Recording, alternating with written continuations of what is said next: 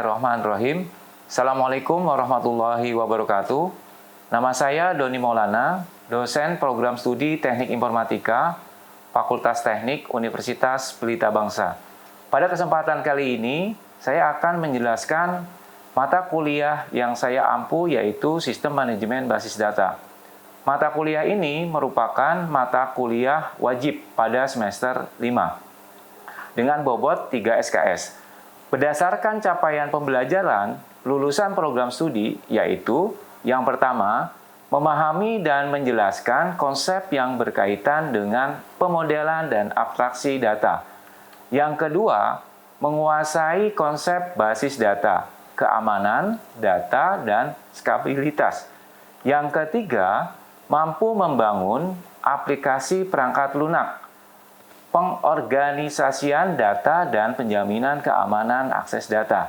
Yang keempat, mahasiswa mampu untuk melakukan analisa terhadap masalah yang diberikan dan menyusun langkah-langkah penyelesaian masalah tersebut dalam bentuk sebuah algoritma dengan mengimplementasikan struktur data yang sesuai, sehingga menghasilkan sebuah program yang dapat digunakan untuk menyelesaikan masalah.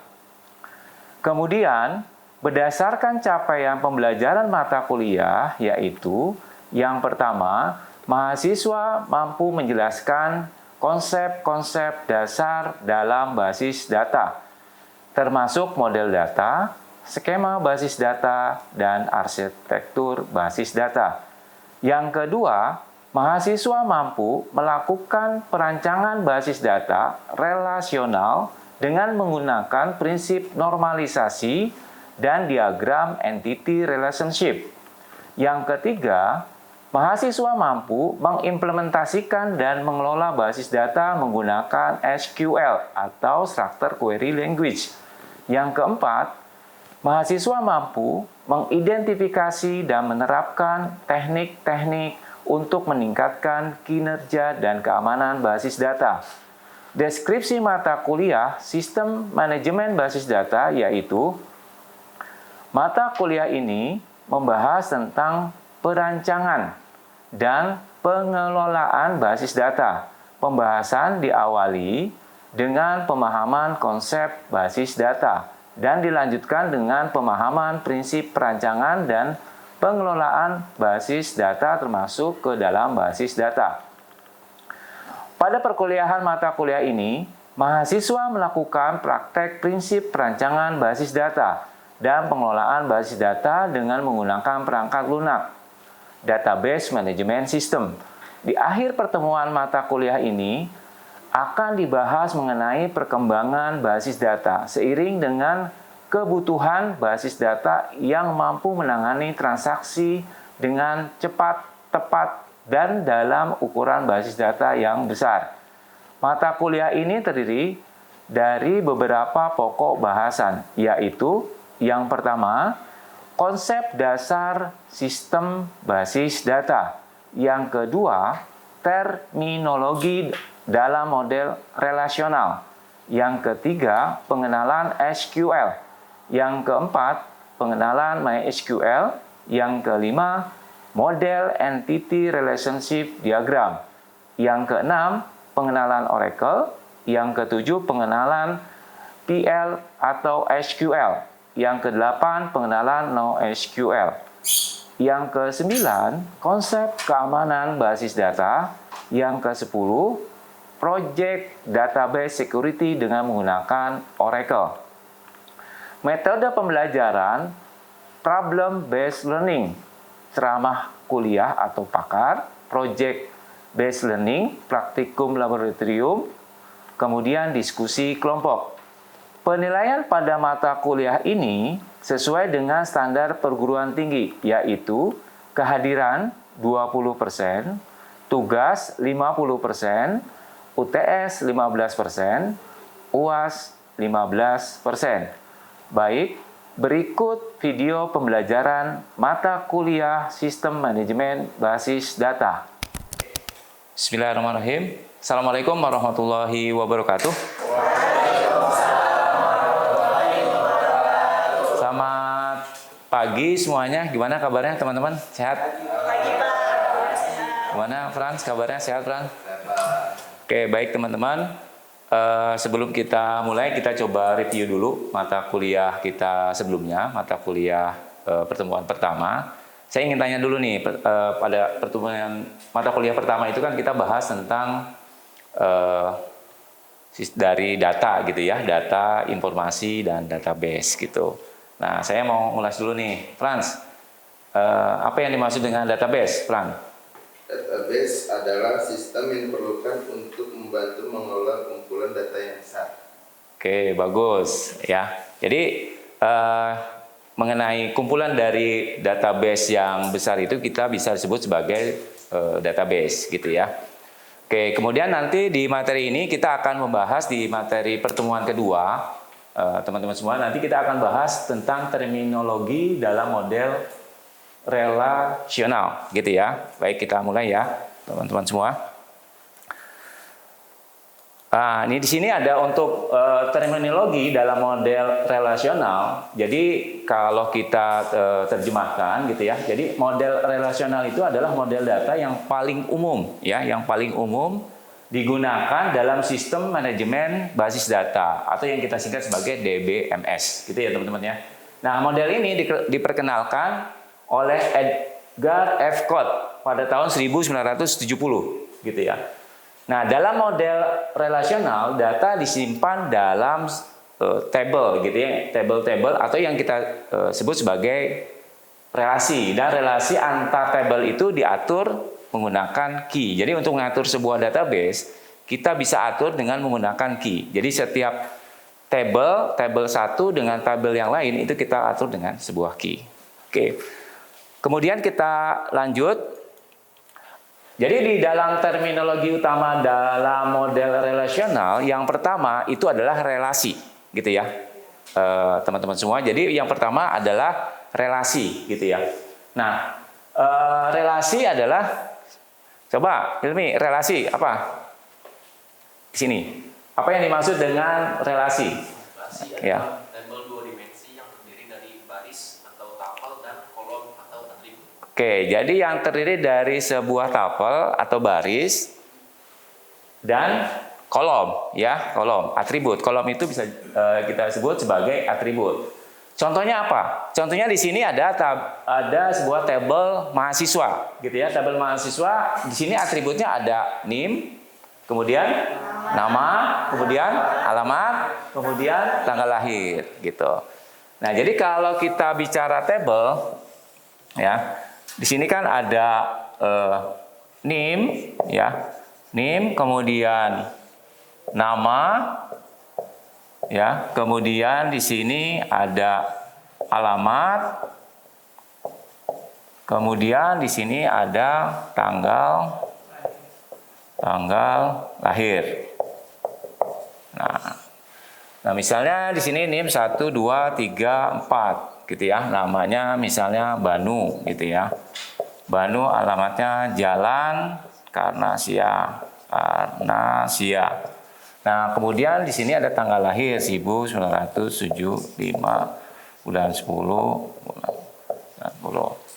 Nah, mana yang disebut sebagai tupel? NIM ya. Jadi yang disebut sebagai tupel ini ada NIM, ada nama, alamat, dan tanggal lahir. Nah, ini sebagai baris untuk tupel. Nah, mana yang disebut sebagai atribut? Atributnya apa saja? NIM, kemudian nama, kemudian alamat, kemudian tanggal lahir. Nah, ini sebuah NIM, nama, alamat, dan tanggal lahir ini adalah sebuah atribut gitu. Ya, jadi ketika kita bicara baris dan kolom, ini adalah sebuah baris, ya, baris. Nah, ini adalah sebuah kolom ya. Oke, jadi baris NIM, nama, alamat, tanggal lahir ini baris 1, 2, 3 Banu, Jalan Karnasia, tahun 1975 bulan 10 tanggal 10 ini adalah sebagai baris, kemudian kolom itu sebagai atributnya, NIM, nama, alamat, dan tanggal lahir. Nah, itu adalah sebagai sebuah relasi, gitu ya teman-teman ya. Nah, kemudian atribut, jadi atribut di dalam definisinya adalah atribut itu seperti properti lah, gitu ya, properti atau karakteristik dalam entitas yang diwakili oleh sebuah tabel, gitu ya. Contohnya di dalam ini katakanlah ini adalah tabel mahasiswa. Ini tabel mahasiswa. Nah, jadi di tabel mahasiswa ini NIM dan nama adalah sebuah atribut. Oke, kemudian tupel. Tupel itu definisinya adalah baris dalam tabel yang mempresentasikan satu entitas, gitu ya. Jadi baris yang menggambarkan data seorang mahasiswa tertentu dengan NIM 1234, kemudian nama Banu, alamatnya Jalan Karansia, tanggal lahirnya tahun 1975 bulan 10 tanggal 10. Ini adalah sebuah baris data yang disebut sebagai tupel, gitu ya. Oke, berikutnya adalah domain. Jadi, nah domain itu kalau kita definisikan, jadi sekumpulan yang valid untuk sebuah atribut, gitu ya teman-teman ya. Domain untuk atribut itu di sini adalah sebuah tanggal lahir ya. Nah, domain untuk atribut ini adalah yang valid ya. Jadi domain itu yang valid.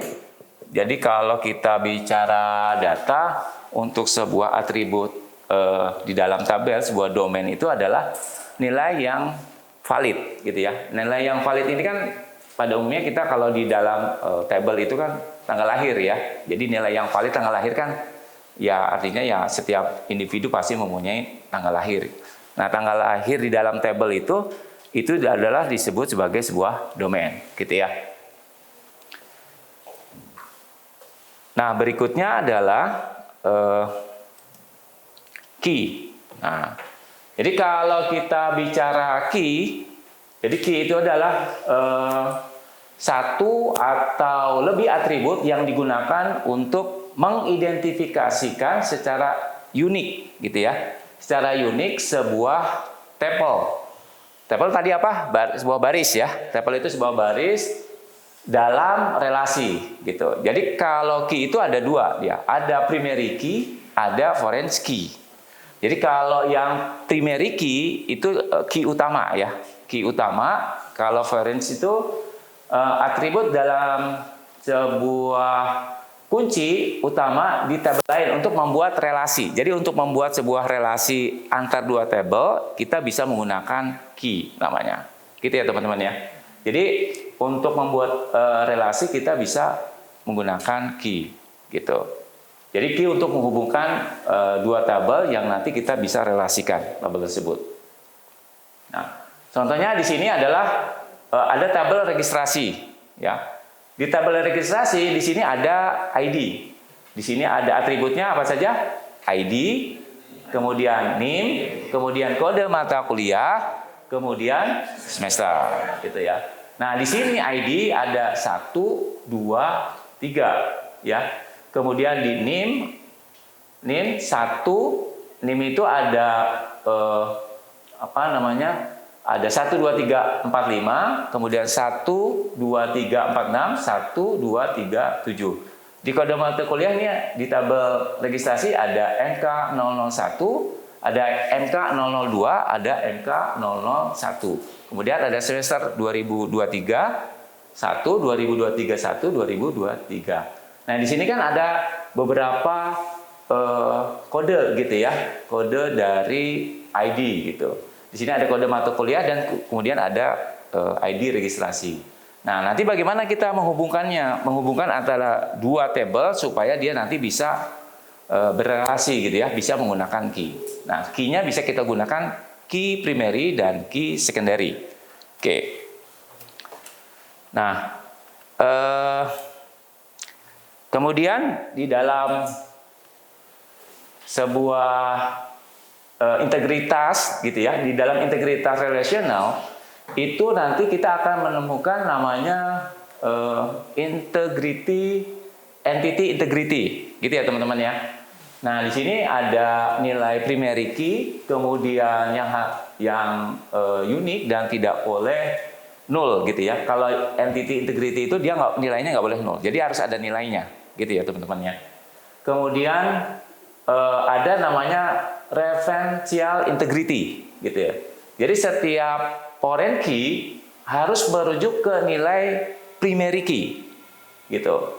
Yang valid di dalam tabel lain, dalam contoh misalnya NIM di tabel registrasi harus merujuk ke nilai NIM yang valid di tabel mahasiswa gitu ya. Nanti ada tabel yang sebelumnya, yang ini tabel mahasiswa, yang tabel sebelumnya adalah tabel registrasi. Jadi dia nanti harus mempunyai nilai yang valid di tabel yang lain gitu ya.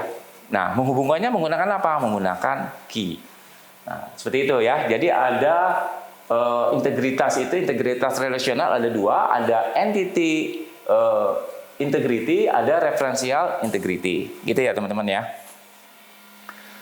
Oke, baik, berikutnya adalah skema, gitu ya.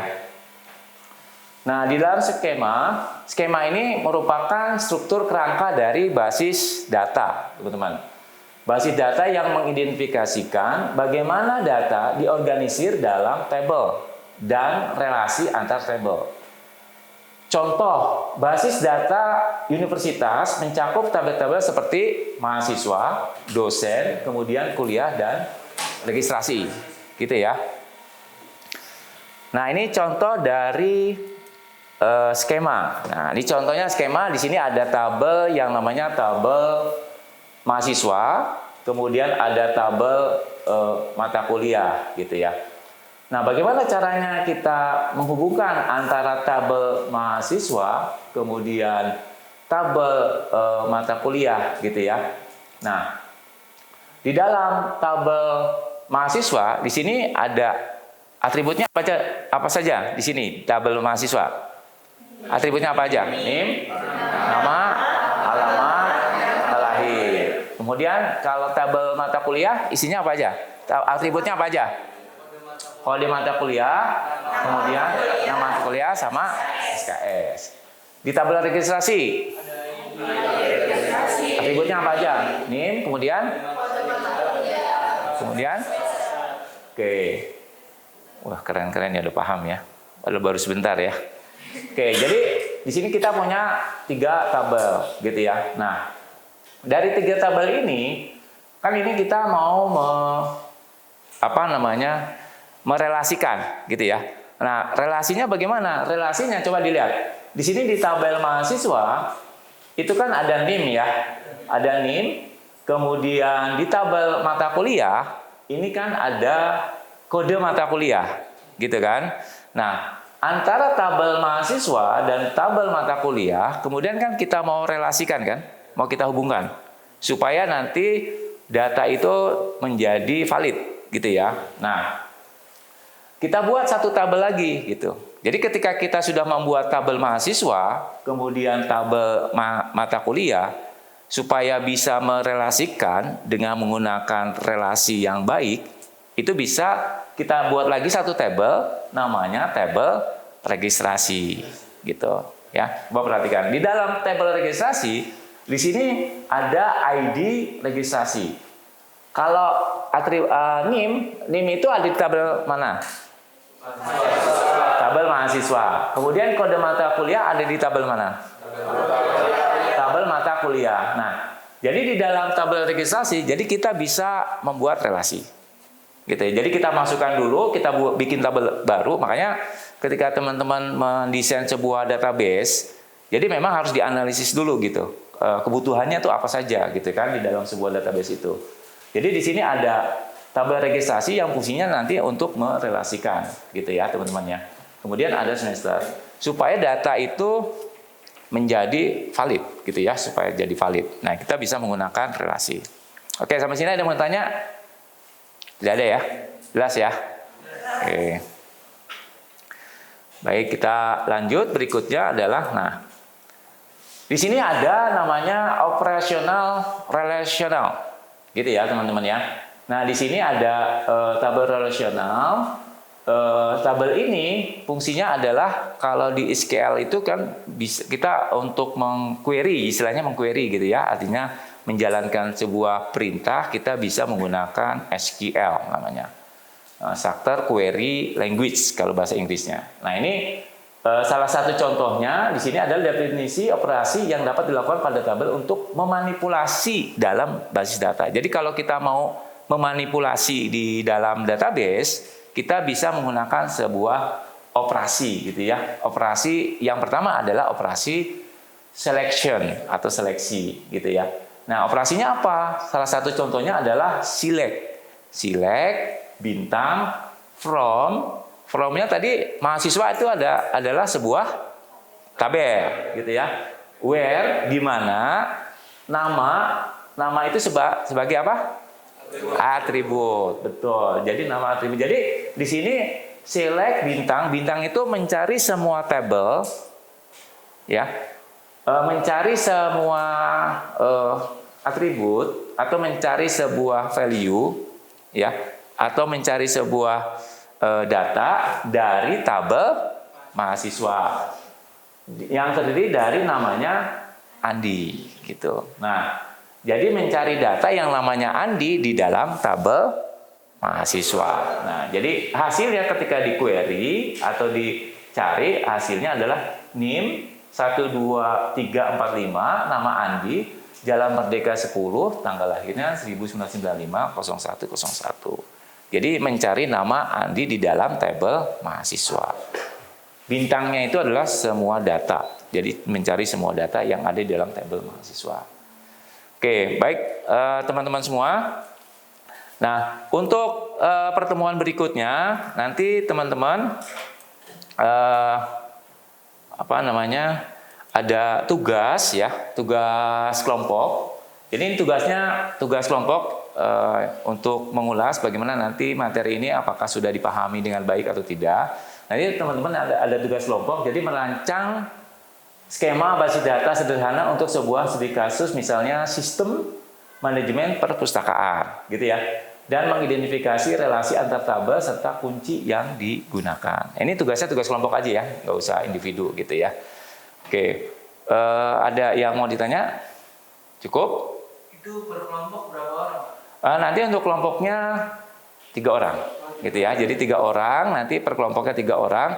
Nah, nanti untuk tugasnya saya akan upload di e-kampus, ya. Jadi teman-teman nanti bisa langsung lihat di e-kampus, sistem pembelajaran online kita di e-kampus. Nanti untuk waktu pengerjaannya itu sampai 1 minggu, gitu ya. Jadi teman-teman silakan mengupload tugas kelompoknya di e-kampus. Nah, untuk pengumpulannya nanti minggu depan di pertemuan berikutnya, silakan teman-teman upload jawabannya di dalam e-kampus, gitu ya. Mungkin itu saja perkuliahan kita minggu ini, hari ini, gitu ya. Jadi nanti silahkan dikerjakan tugasnya. Kemudian untuk materi berikutnya nanti kita akan lanjut di pertemuan minggu depan.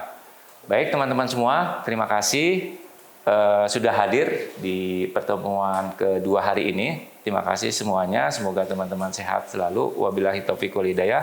Wassalamualaikum warahmatullahi wabarakatuh.